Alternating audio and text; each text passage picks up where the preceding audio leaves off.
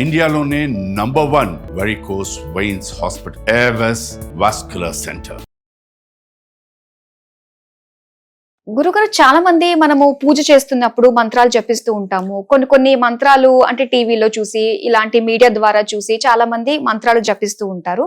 అయితే కొన్ని సార్లు తెలుగు స్పష్టంగా పలకలేక, మంత్రాలు సంస్కృతంలో సరిగ్గా పలకలేక అక్కడక్కడ చిన్న చిన్న తప్పులు దొలుతూ ఉంటాయండి. సర్వసాధారణంగా జరుగుతూ ఉంటుంది. కానీ ఆ తప్పుల్ని అంటే మంత్రాల్ని అలా తప్పుగా వల్లించడం వల్ల నెగిటివ్ ఇంపాక్ట్ ఏమన్నా ఉండే అవకాశం ఉంటుందంటారా? ఒకవేళ ఉంటే దాన్ని ఏ విధంగా మనం ఓవర్కమ్ చేసుకోవచ్చు అంటారు? శ్రీ గురుభ్యో నమః. శ్రీమాత్రే నమః. మంత్రం మననాత్ త్రాయతే ఇది మంత్రం. అంటే ఏదైతే మనం మననం చేయటం వల్ల మనల్ని సంరక్షిస్తుందో దాన్ని మంత్రము అంటారు. మంత్రము లోపల కొన్ని పద్ధతులు ఉంటాయి. మొట్టమొదటిగా మంత్రం చదవడం వేరు, మంత్రాన్ని సిద్ధి చేసుకోవడం వేరు, మంత్ర ద్రష్టలు వేరు. 3 పద్ధతులు. మంత్రం ఓన్లీ చదవడం. ఇప్పుడు ఉదాహరణకి నేను మీకు మహాలక్ష్మి అష్టకం చదవమన్నాను, మీరు ఏమన్నారు, ఆల్రెడీ పుస్తకంలో మీకు స్పష్టంగా ఎవరో రాసిచ్చారు చూసుకుంటూ, నమస్తేస్తు మహామాగే శ్రీపీఠే సురపూజితే శంఖచక్ర గదాహస్తే మహాలక్ష్మి నమోస్తుతే అని అన్నారు. ఇందులోపల మీ భావం తెలియదు, మీకు అర్థం ఏం తెలియదు. శంఖ చక్ర గదాహస్తే మహాలక్ష్మి నమోస్తుతే అన్నారు. సో గదాహస్తే అనే బదులు గదాహస్తి అన్నారు. ఒత్తు ధా పలుకుతేనేమో అది గద, అంటే ఒక ఆయుధం. శంఖము, చక్రము, గద, పద్మము అమ్మవారి చేతిలో ఉంటాయి. 4 చేతుల్లో 4 ఉంటాయి. అదే గదాహస్తే అన్నారు అనుకోండి, గద అంటే సంస్కృతంలో ఒత్తు దా అంటేనేమో ఆయుధం, ఒత్తు దా లేకుండా మామూలు దా అన్నారు అనుకోండి, రోగము అని అర్థం. ఓకే, ఎంత డిఫరెన్స్ ఉందో, అర్థమే మారిపోయింది. ఒత్తు అటుపోయినా ఇటుపోయినా అది రోగం. శంఖ చక్ర గదాహస్తే అన్నారు అనుకోండి, అంటే అమ్మవారు మీ రోగాలను కూడా తీసుకొని వస్తామమ్మా అని మన జ్యేష్ఠాదేవిని పిలిచినట్టు. అయితే మీరు మామూలుగా ఒకసారి చదివితే దానికి ఏం పెద్ద దోషం. మంత్రం ఎప్పుడైనా గురువు దగ్గర నేర్చుకోవాలి. ఎవరైనా సంస్కృతం బాగా తెలిసిన గురువు దగ్గర నేర్చుకోవాలి. ఒకసారి నువ్వు 4 సార్లు 5 సార్లు అన్నప్పుడు గురువు దగ్గర నేర్చుకున్నారనుకోండి, గురువు తప్పులు సరిదిద్ది మీరు సెట్ చేసుకున్నారనుకోండి, దోషమే ఉండదు. కానీ అదే మంత్రము సిద్ధి అయ్యింది అనుకోండి, మంత్ర సిద్ధి అయ్యింది అనుకోండి, మీరు అదే ప్రతిరోజు మహాలక్ష్మి అష్టకము రోజు 3 సార్లు, అంటే త్రికాలం ఎప్పటే నిత్యం అని చెప్పేసి అని అందులో చెప్పారు. 3 కాలాలు కూడా చదివితే అతనికి అసలు దారిద్ర్యం అనేది రాదు, సర్వ సంపత్ ప్రవర్ధనం అని చెప్పేసి అంటారు. అంటే సంపత్తులు కూడా పెరుగుతాయి.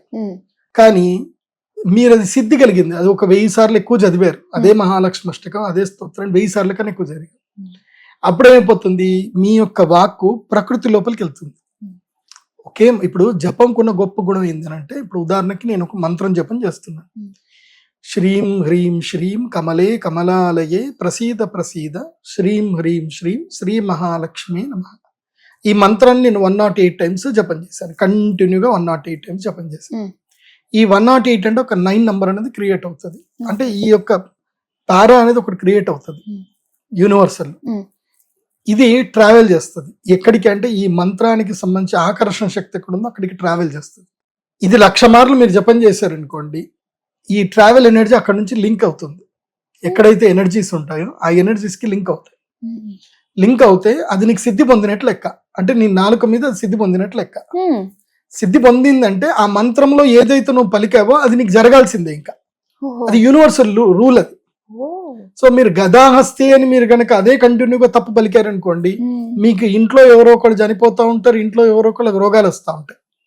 పంతులు గారు, రోజు నేను లలితా సహస్రం చదువుతానండి, నాకు ఎందుకు ఇలా జరుగుతుంది అని కొంతమంది నన్ను అడిగారు. అడిగితే మీరు లలితా సహస్రం ఎవరి దగ్గర నేర్చుకున్నారు అని నేను అడిగాను. అడిగితే లేదండి ఇట్లాగే మేము వీడియోలో విని చదివాము అంటే, నేను చాలా వీడియోలు విన్నాను లలితా సహస్రం, చాలా తప్పులు చదువుతారు వాళ్ళు, చాలా తప్పులు చదువుతారు. ఇప్పుడు అమ్మవారికి ఒక నామముతో ఏది ఎలా పలకాలో అలాగే పలకాలి. అలా పలకకపోతే, పద విభేదనం చేసి సరిగ్గా పలకకపోతే అది అనిష్టం అవుతుంది. అలా లలితా సహస్రం కూడా చాలా తప్పులు పలికేయడానికి ఆస్కారం ఉన్నటువంటివి కొన్ని ఉన్నాయి. అవునండి. సో అలా ఆస్కారం లేకుండా, అందుకే మొట్టమొదటిగా ఎప్పుడు మీరు మంత్రం ఏదైనా నేర్చుకుంటే ఎవరైనా గురువు దగ్గర వెళ్ళి మంత్రం చదవాలి. ఇప్పుడు మేమే కానీ మేము చిన్నప్పుడు కూడా మా నాన్నగారు మమ్మల్ని ఏమైనా పీఠాధిపతుల దగ్గరికి పోయినప్పుడు పెద్దవాళ్ళు గురువులు ఎవరైనా వస్తే, ఆ గురుగారు వచ్చారు, చదువు శ్లోకం చదువు, నీకు సరస్వతి ఈ శ్లోకం వస్తుంది కదా చదువు అనేవాళ్ళు. దేవి సప్తశతిలో ఈ శ్లోకం చదువు అంటే చదివేవాళ్ళు. గొప్పవాళ్ళు ఏంటంటే పండితులు ఏం చేస్తారు అంటే, జ్ఞానవంతులు పరాన ఈ శ్లోకం చదువురా అని అంటారు. సో ఆ శ్లోకం మనం స్పష్టంగా చదివితే బాగుంది అని వాళ్ళు చెప్తారు. ఎందుకోసం అంటే ఎక్కడ తప్పులు దొరుకుతాయో గొప్ప వాళ్ళకి తెలుసు. ఆ తప్పులు దొరకకుండా చదవడానికి గొప్ప వాళ్ళు కావాలి, గురువులు కావాలి. ఆ గురువుల దగ్గరనే నేర్చుకుంటే మంచిది. సో ఇప్పుడు మంత్రసిద్ధి అనేది మంత్రసిద్ధి జరుగుతుంది. ఇప్పుడు ఉదాహరణకి గతంలో మా నాన్నగారు చెప్పిన కథ ఉంది. దేవీ సప్తశతిలో చండీ కవచం అని ఒకటి ఉంటుంది. చండీ కవచములో భార్యాం రక్షతు భైరవి అని ఉంది. అక్కడ ఏం జరిగింది, ప్రింటింగ్ లో రా ప్లేస్ లో భా పడిపోయింది. వాడికి సంస్కృతం రాదు, వాడి మంత్ర ద్రష్ట కాదు, మంత్రం వచ్చంది.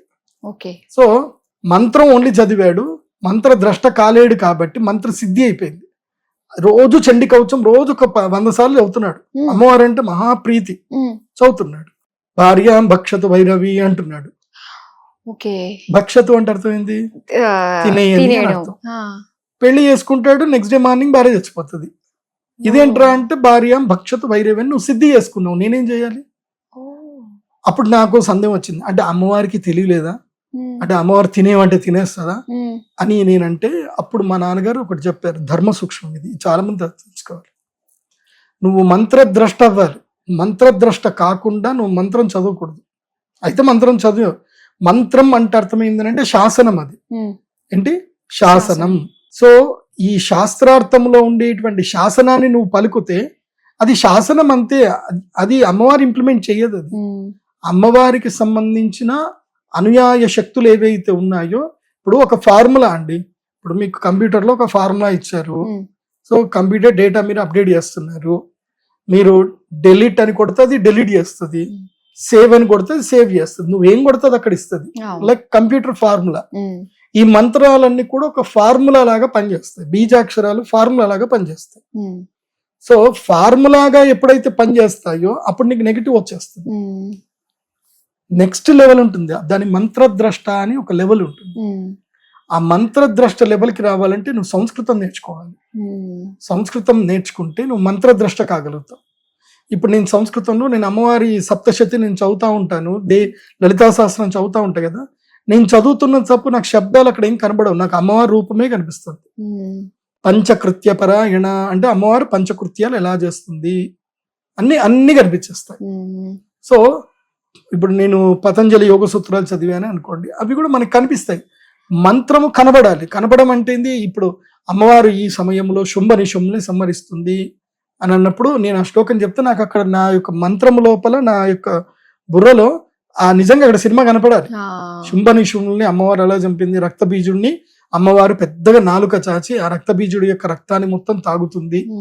అప్పుడు గర్జ గర్జ క్షణం మూడ మధుయావత్ పివామ్యహం అని అమ్మవారు అంటుంది. ఆ అమ్మవారు అంటున్నట్టుగా మనం ఫీల్ అవుతున్నాం, మంత్రద్రష్టం అవుతున్నాం. మంత్రద్రష్ట ఎప్పుడైతే నువ్వు అయ్యావో, నీ భావం నీ మనస్సు మొత్తం ఎప్పుడైతే అమ్మవారు నిండిందో, అప్పుడు నీకు శబ్దార్థాలు ఏమైనా తప్పులు వచ్చినా అవి వాటికి ఏమి కాదు. దానికి కూడా శాస్త్రం ఉంది, మంత్రద్రష్టలకు ఉండదు. ఇప్పుడు ఉదాహరణకి మంత్రద్రష్టకున్న భావం ఏంది అని అంటే, భావ వ్యక్తీకరణం చాలా ఇంపార్టెంట్. వాళ్ళ భావంలో అమ్మవారిలో ఉండిపోతారు. సో వాళ్ళ యొక్క తన్మయత్వంలో అమ్మవారితో ఆ యొక్క శక్తితో పూర్తిగా తన్మయత్వం ఉన్నప్పుడు ఈ శరీరంలో పలికే శబ్దాలు అన్ని కూడా అమ్మవారికే లీనమవుతాయి. అందుకే ఆది శంకరాచార్యులు ఏం చేశారు, లాస్ట్ కో శ్లోకం ఇచ్చారు, అపరాధ క్షమాపణ స్తోత్రం అని ఒకటి ఇచ్చారు. నమంత్రం నో యంత్రం తదపి చ నజానే స్తుతి కథాః నచాహ్వానం ధ్యానం తదపి చ నజానే విలపనం అని ఏదో పెద్ద శ్లోకం ఉంటుంది, 8 శ్లోకాలు ఉంటాయి. సో ఆ 8 శ్లోకాల్లో అపరాధ క్షమాపణ వస్తుంది. అంటే అమ్మ నాకు మంత్రం తెలియదు, తంత్రం తెలియదు, నాకు ఆహ్వానించడం తెలియదు, నిన్ను పంపించడము తెలియదు, సో నాకు ఇవేవి తెలియదు. కుపుత్రోజాయేత కొచ్చిదపి కుమాతాన భవతి అంటే చెడ్డ పుత్రుడు పుడతాడు కానీ చెడ్డ తల్లి ఉండదు కదమ్మా, నేను చెడ్డ తల్లిని కాదు, నువ్వే మంచి తల్లివి అని చెప్పేసి ఈ శ్లోకం కూడా ఎప్పుడు రాశారు అని అంటే ఆదిశంకరాచార్య రాసింది. మనము ఇక్కడ త్రిపురాంతకం అని వెళ్తాం కదా, శ్రీశైలం దాటిన తర్వాత త్రిపురాంతకం అని ఉంటుంది. త్రిపురాంతకం అమ్మవారి దగ్గర ఎవ్వడు కూడా దీని ఏమంటారు కుప్పి గంతులు వేయడానికి వీల్లేదు. త్రిపురాంతకంకి నేను మంత్రద్రష్టని, నేను గొప్పవాడిని అని పోతే మాత్రం అమ్మవారు చెంప మీద వేసి కొడుతుంది. అక్కడికి ఎలా పోవాలంటే నాకేం తెలీదు అన్నట్టుగానే పోవాలి. అలా ఆది శంకరాచార్యులు ఆ త్రిపురాంతకములో ఉండేటువంటి అమ్మవారి యొక్క కోపాన్ని మొత్తం కూడా ఈ శ్లోకం ద్వారా తగ్గించాడు. ఒకప్పుడు త్రిపురాంతకం ఎవరైనా పోవాలంటే వాళ్ళ పని అయిపోయినట్టే లెక్క. వాళ్ళకి నిజంగా ఆ త్రిపురాంతకు వెళ్ళి తిరిగి వచ్చాడు అంటే వాడు అదృష్టవంతుడు, వాడు మంత్రద్రష్ట అయ్యాడు అని అర్థం. అలా ఎవడి అహంకారాన్ని ఒప్పుకోదు అమ్మవారు. నువ్వెంత పెద్ద పండితుడుగా అహంకారం ఒప్పుకోదు అమ్మవారు. అందుకే త్రిపురాంతకంలో ఈ శ్లోకం తయారైంది. చాలా గొప్ప శ్లోకం ఇది. సో అందుకే అపరాధ స్తోత్రం ఎప్పుడైనా సరే మనం మొత్తం మంత్రం అంతా అయిన తర్వాత, పూజ అంతా చేసిన తర్వాత లాస్ట్ కి ఈ శ్లోకం చదవాలి. ఇది అపరాధ సహస్రాణి క్రియంతే అహర్నిశమ్మయ, క్రియంతే హర్నిశమ్మయ, దాంట్లో సంధి అవుతుంది. అపరాధ సహస్రాన్ని క్రియంతే హర్నిశమ్మయ దాసోహం ఇతిమాం మత్వ, దాసోహం ఇతిమాం మత్వ క్షమస్వ పరమేశ్వరి. మంత్రహీనం అంటే నాకు మంత్రము రాదు, క్రియాహీనం నాకు సరిగ్గా క్రియ రాదు, భక్తిహీనం నేను మధ్యలో భక్తి నుంచి దూరం అయి ఉండొచ్చు. మంత్రహీనం క్రియాహీనం భక్తిహీనం జనార్దన యత్ పూజితం మయా దేవ పరిపూర్ణం తదస్తు మే. నాకు ఇవేవి రావు స్వామి, నేను మూఢభక్తుణ్ణి, కానీ నన్ను అనుగ్రహించు స్వామి. యత్ పూజితం మయా దేవ తత్కురుష్వ పరమేశ్వర, నాకు అనుగ్రహం చెయ్యి. మంత్రహీనం క్రియాహీనం భక్తిహీనం జనార్దన యత్ పూజితం మయా దేవ తత్కురుష్వ మమ దర్శనం. తర్వాత ఇంకొక శ్లోకం ఉంటుంది. కాయేన వాచా మనసేంద్రియైర్వా బుద్ధ్యాత్మనా వా ప్రకృతే స్వభావాత్ కరోమి యద్యత్ సకలం పరస్మై నారాయణాయేతి సమర్పయామి. అక్షయం కర్మ యస్మిన్ పరే స్వర్పితం ప్రక్షయం యాంతి దుఃఖాని యన్నామ్నతః అక్షరో యోజర సర్వదైవామృతః కుక్షిగం యస్య విశ్వం సదా జాదికం అని చెప్పి లాస్ట్ కి మళ్ళీ కృష్ణార్పణమస్తు అని వదిలేయాల్సిందే. జగదంబార్పణమస్తు, కొంతమంది పరమేశ్వరార్పణమస్తు అంటారు. అంటే నేను ఏమేం చేశాను నాకు వద్దు అదంతా, నేను పరమేశ్వరుడికి అర్పిస్తున్నాను అని యూనివర్సల్ ఎనర్జీకి అర్పిస్తే అప్పుడు నీకు ఏ నెగిటివ్స్ రావు. సో మనం లాస్ట్ కి మనం మొత్తం మనం చేసినంత కూడా దేవుడికి అప్పచెప్పేయాలి. ఇప్పుడు దేవుడి ముందు మనం ప్రసాదం పెడతాం, నైవేద్యం పెడతాం, ఏం పెడతాం? అరటిపండు నైవేద్యం పెడతాం. దేవుడు మనకి తిరిగి ప్రసాదంగా అదే అరటిపండు ఇచ్చాడు అని మనం అనుకుంటాం.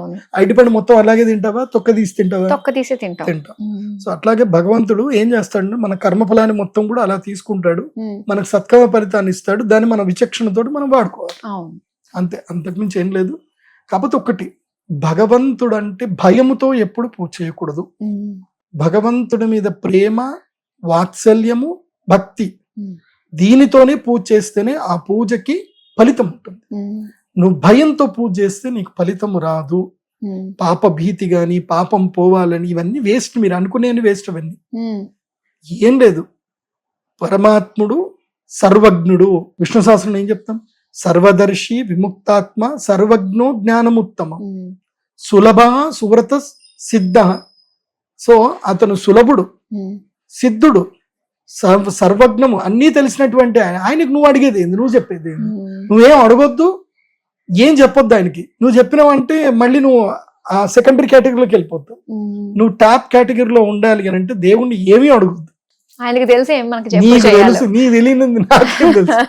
భగవంతుడికి తెలిసినంత దాంట్లో మనకి కనీసం ఇసుకరేయడం అంత కూడా మనకు తెలియదు. సో అన్ని నీకు తెలిసే స్వామి, ఏదో మా మూఢ భక్తికి మేమేదో చేస్తున్నాం, నీ అనుగ్రహం కావాలని. నీ అనుగ్రహం ఉంటేనే నీ పూజ చేయగలుగుతాం తప్ప, నీ అనుగ్రహం ఉంటేనే నీ మాట స్మరిస్తాం తప్ప, అంతకుమించి ఇంకా ఏముంది స్వామి? నాకేది ఏది రైటో ఏది రాంగో మొత్తం నీకే తెలుసు. సో మొత్తం నేను నీకే అప్పచెప్పేస్తున్నాను అని సమర్పణ చేయడమే భావన. అది సమర్పణ అంటే అంతా నీవే స్వామి అని, అంతా నీవే తల్లి అని అమ్మవారిని మనం ప్రార్థన చేసుకోవడం. అది మీరు త్రిమూర్తులైనా త్రిశక్తులైనా ఎవరికైనా మీరు తర్పణం చేయాలి. ఈ ప్రపంచములో సనాతన ధర్మంలో ఎవరైనా సరే తర్పణం చేయాల్సింది ఈ ముగ్గురికే తర్పణం. ఎవరికి త్రిశక్తులు లేదా త్రిమూర్తులు. జగదంబార్పణం వస్తు అనాలి, అంటే ముగ్గురు శక్తులకు వెళ్ళిపోతుంది. లేదా పరమేశ్వరార్పణం వస్తు అన్నారు, ముగ్గురికి వెళ్ళిపోతుంది. ముగ్గురు పరమేశ్వర తత్వానికి వస్తారు, శివుడైనా బ్రహ్మైనా ఈశ్వరుడైనా. యజ్ఞేశ్వరార్పణం వస్తు అన్న ముగ్గురు వచ్చేస్తారు. కాబట్టి ఇక్కడ భేదభావం అవసరం లేదు. సో ఈ సమస్త జగత్తుకి మూలకారకుడైనటువంటి స్వామికి తర్పణం వదిలేయాలంటే, అలా మీ మనస్సు నిష్కల్మషంగా పెట్టుకుంటే. ఇంకోటి కూడా చెప్తారు, రుద్రయామల తంత్రమున గ్రంథం ఉంటుంది, అందులో అకారాది క్షకారాంతము అమ్మవారి నామాలు ఉంటాయి మొత్తం కూడా. అంటే మా నాన్నగారితో ఒకసారి నేను ఈ ప్రశ్న అడిగినప్పుడు కూడా మా నాన్న ఇదే పుస్తకం తీసి నాకు చెప్పండి, నేర్పించాడు నాకు.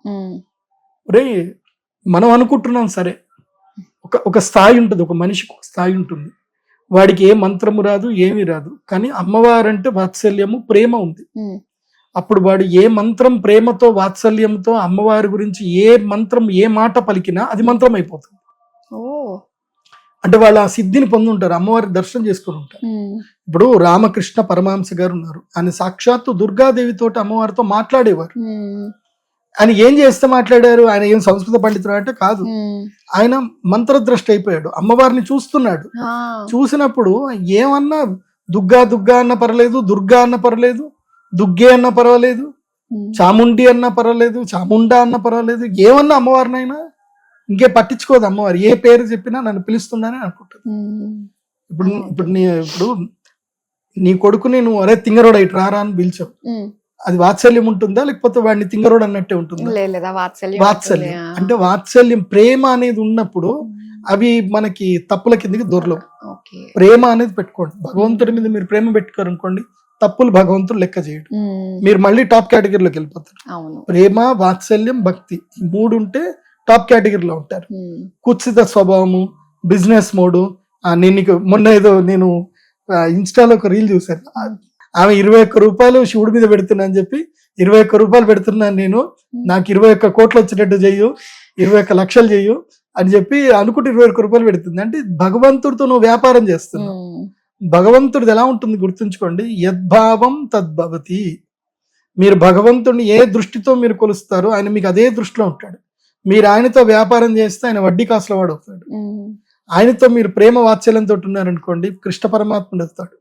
ఎక్కడైనా ఇప్పుడు మనకి మహాభారతంలో మనం చూస్తుంటే కృష్ణుడు రథసారథిగా ముందు కూర్చుంటాడు, అర్జున్ ఇక్కడ కూర్చుంటాడు. అర్జునుడు ఎన్నో సార్లు కృష్ణుడిని మోకాలు తగిలింది, కాళ్ళు తగిలాయి, అర్జునుడు కాళ్ళు మొక్కాడు, నా అపరాధాన్ని క్షమించు స్వామి అంటే, నువ్వు భక్తుడివి, నీ భక్తుడి కోసం నేను ఏదైనా భరిస్తాను అంటాడు.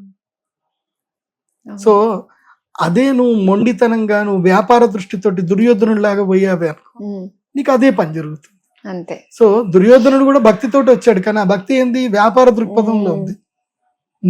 నేను మీ ఇంటి పిల్లని నేను చేసుకున్నా కదా, మా కోడలు కదా మీ ఇంటి పిల్లని, కాబట్టి మాకు మీరు ఏం చేయాలి అన్నట్టుగా అదొక దీంతో వచ్చాడు ఆయన. కాబట్టి ఆయనకి నారాయణ సైన్యం ఇచ్చాడు కానీ ఏం ప్రయోజనం లేదు కదా, గెలిపి ఇవ్వలే కదా. కృష్ణుడికి కృష్ణుడు ఒక్కోటి అర్జునుడికి వచ్చాడు, గెలిపిచ్చాడు. సో భగవత్ తత్వాన్ని ఆ సూక్ష్మత్వాన్ని మీరు అర్థం చేసుకుంటే మీకు ఏది ఏమి చేయదు, మిమ్మల్ని ఏది ఏమి చేయదు. ఆ భక్త వాత్సల్యం తెలుసుకుంటే చాలు. అంతే. చాలా చక్కటి విషయాలు తెలియజేసినందుకు ధన్యవాదాలు. శ్రీమాత్రే.